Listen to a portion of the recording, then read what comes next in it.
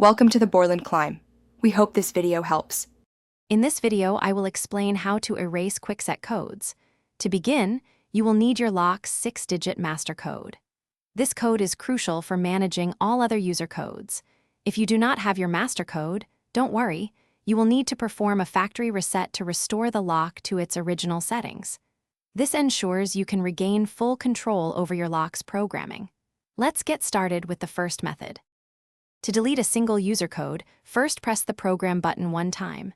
Next, enter your 6-digit master code. Then, press the lock button one time. Now, input the specific user code you wish to remove from the lock's memory. Finally, press the lock button one more time to confirm the deletion. The lock will typically provide an audible confirmation, indicating the code has been successfully erased. If you need to clear all user codes at once, the process is straightforward. Begin by pressing the program button 3 times in quick succession. Immediately after, enter your 6-digit master code. Conclude by pressing the lock button one time. This action will effectively remove every previously programmed user code from your Kwikset lock.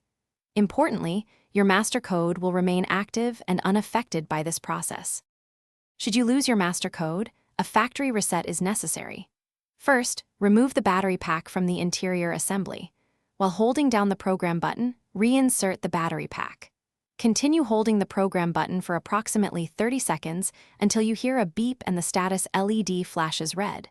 This will delete all codes, including the master code, and restore default settings. You will then need to reprogram your lock completely. Thanks for watching. Consider subscribing if we helped you.